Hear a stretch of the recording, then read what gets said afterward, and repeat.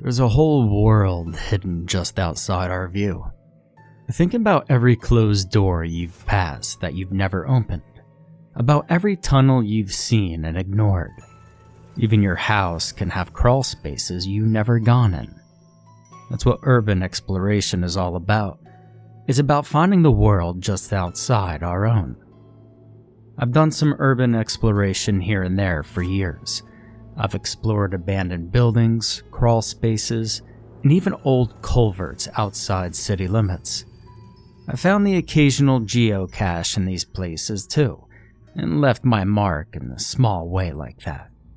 I always felt special exploring those places, like I was pulling back the curtain and seeing some hidden world that very few people got to see. It wasn't until my most recent outing that I learned that not all hidden worlds are worth finding, though. See, it started so innocently. My roommate Ian downloaded a Tor browser so he could mess around on the dark web and see what was out there. He was an odd and reclusive kind of guy who had been in a funk for a while, so it didn't seem too out of place for him to want to explore a place like the deep web. One day, to try cheer him up, I told him to see if there were any secret dark web urban exploration groups. I mean, after all, what would be cooler than exploring places that only a secret group knew about? And Ian found a forum for that exact same thing and started asking around about places in our city, wondering if anyone knew of any good spots to explore. A day or so later, he told me that a guy he knew from another forum reached out after he posted in the Explorers group.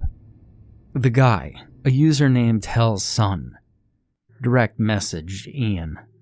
His message was what started all of this. And this is what it read. Dear Lonely Boy, I could see from your presence on multiple forums with me that you're a like-minded individual, and I would like to offer you the opportunity of a lifetime. I'm a member of an elite group of urban explorers named Valhalla. We're a tightly knit and exclusive community composed entirely of men who share similar struggles. If you find yourself interested, and I believe you will, then you must solve a puzzle of your own creation to ascend the ranks of Valhalla. You and one other like-minded individual must go to these exact coordinates. Your test will begin upon arrival, and you will have exactly 3 hours to solve the puzzle. If you come alone or with more than one person, you will fail immediately. I look forward to you proving your worth. Now, beneath his message was a string of coordinates that, when put in a GPS, led to an abandoned construction site near the edge of our city. Ian begged me to go with him. I was hesitant for a number of reasons. The biggest one being that I thought the message was pretty strange. The dude made it sound like a cult, but Ian needed a partner and he offered me $100, and well, I couldn't say no to that. I'm not gonna lie, I was curious too. No matter how weird that message was, part of me liked the idea of being part of something secret and unique. We decided that we would go to the construction site Saturday morning and set about gathering our gear. We filled a backpack with headlamps, some rope, 2 crowbars, portable chargers, and some snacks, just in case. It was actually kind of nice to have something we were working on together. Ian and I started rooming together in college. Just didn't stop there. Our relationship had always been one of convenience. We both needed to split the rent, and that was our whole reason for being friends. We butted heads pretty often, but in the previous few months, things had gone downhill significantly. He lost his job and was spending all day in the apartment, ordering takeout and staring at the computer screen. Things went from bad to worse after he started using the Tor browser. He began spouting off conspiracy theories, using strange slang from his forums I'd never heard of, and even quit showering. It sucked to see him spiral out of control like that, so I was glad that he had found something that seemed to energize him. Saturday morning came and Ian was more excited than I had seen him in months. I drove us out to the edge of the construction site and we hopped the fence. I was used to trespassing. Most abandoned structures are still on private property, so hopping fences was a common part of the experience that just added a little extra thrill. Not only were you discovering something new, but you were breaking the law while doing it.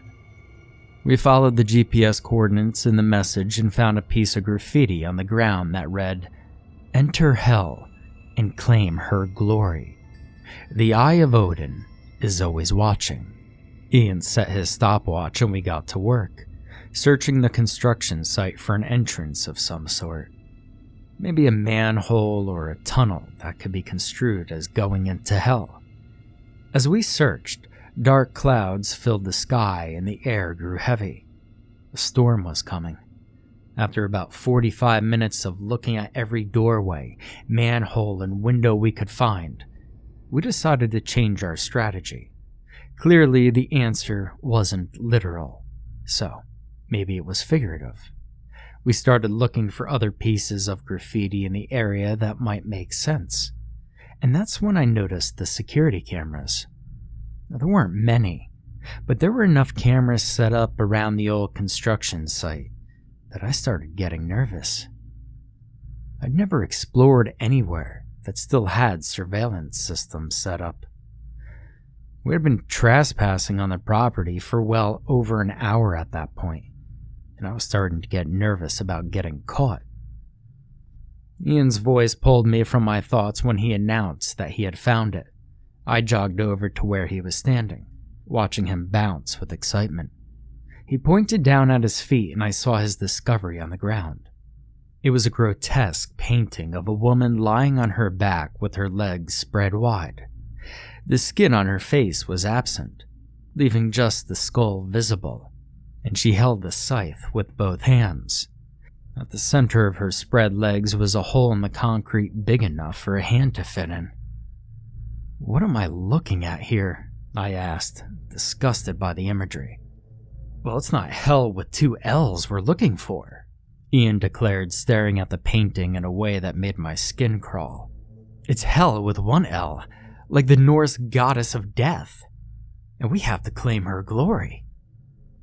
I told him exactly how nasty I thought that was, but that didn't stop him from getting on his knees and reaching his hand into the hole. The hole was deep enough that it swallowed his whole forearm before he pulled it back out. Clutched in his hand was an empty pill bottle. My curiosity momentarily overcame my disgust as the second clue was uncovered, and I stepped in to look at the bottle with him. On the lid was a 4-digit number, 1985, and on the label was another hint.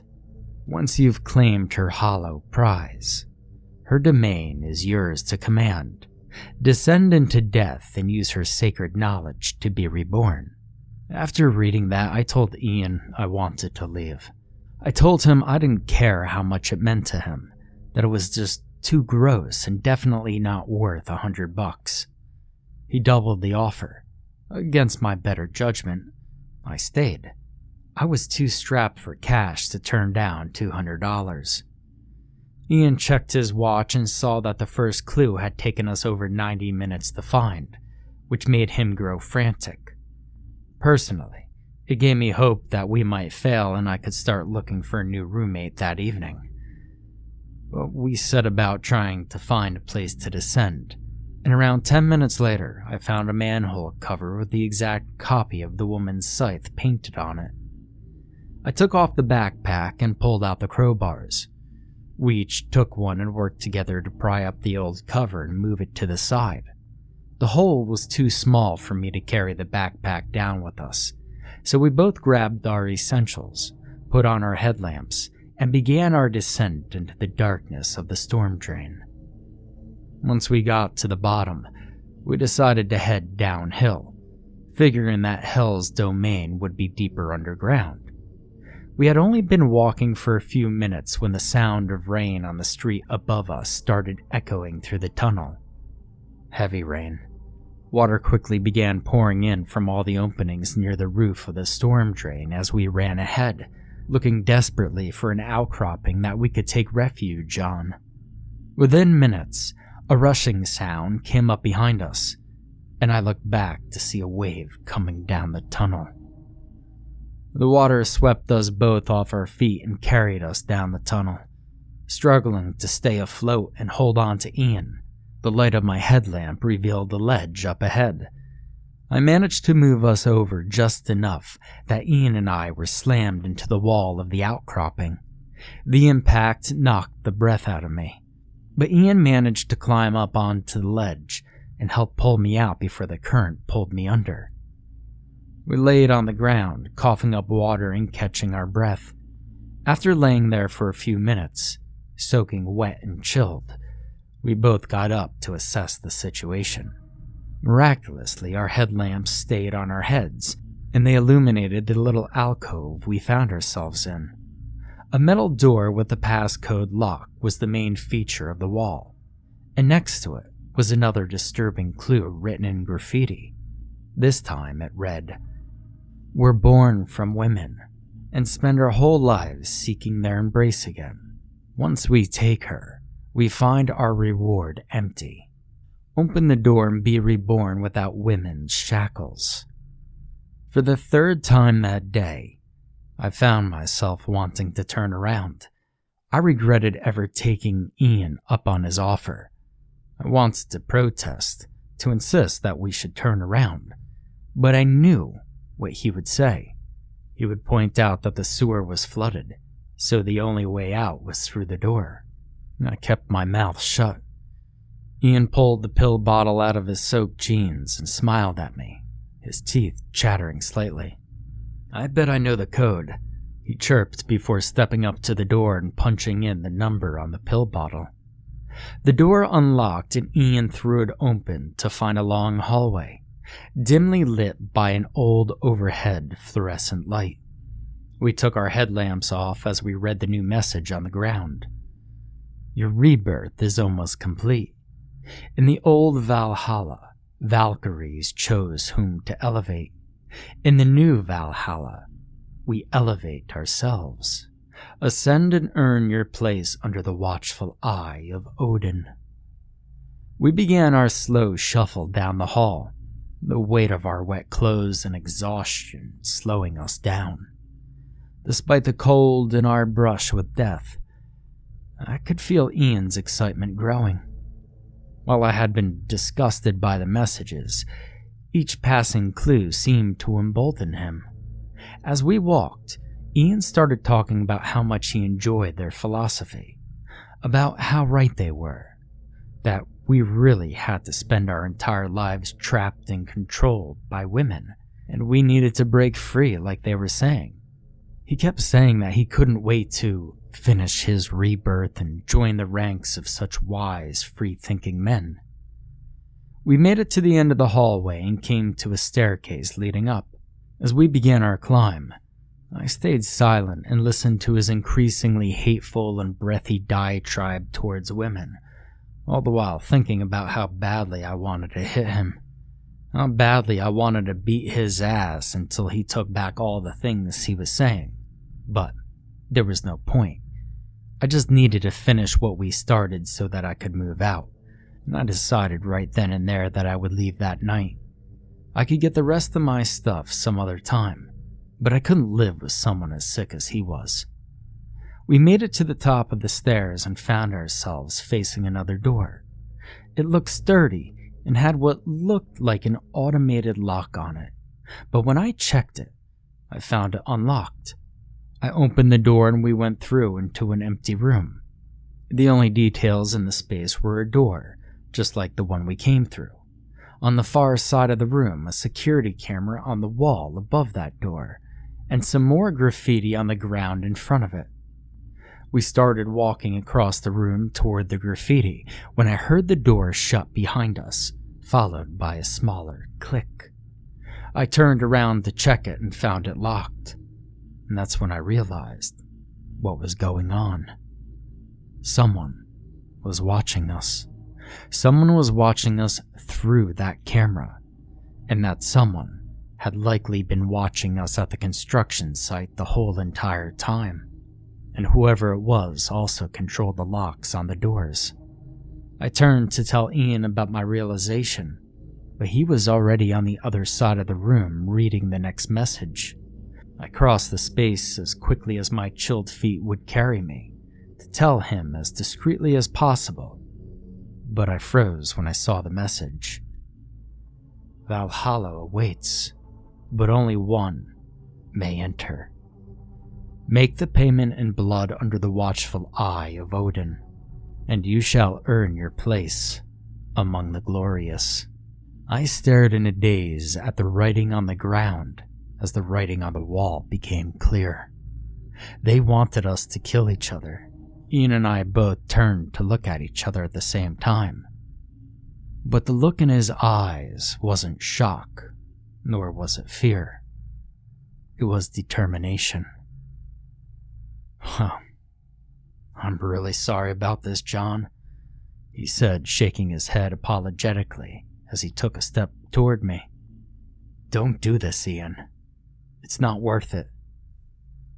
It's Valhalla, man. You see, it's all I've got. Without another word, Ian attacked me. He charged me and knocked me off my feet, sending me crashing to the ground. My head cracked against the concrete, and a jolt of pain went through my body. Ian stepped forward and brandished a knife. Had he known the whole time? He raised his weapon in the air, and I kicked him right in the nuts, causing him to drop the blade. We both scrambled for it, but I got there first. I rolled onto my back and thrust the knife upward as he tried to jump on me. The blade buried itself in his chest, and he collapsed on top of me. I went through a series of different emotions. First, I threw up, and then I cried. I tried to wipe the blood off of my clothing, but it wouldn't come off. My mind raced and my head ached and my body was screaming, and the world was just so loud. I killed him. I killed a man. After a few minutes of sobbing and cradling my head between my knees, I heard the mechanical lock click. In a daze, I stood up, went to the now unlocked door, and opened it. The new room had a metal ladder in the corner that went up toward the hatch in the ceiling, but I stopped dead in my tracks as I saw the wall ahead of me. At the top of the wall in large lettering, Valhalla's Chosen, and underneath it were dozens of names, all written in blood.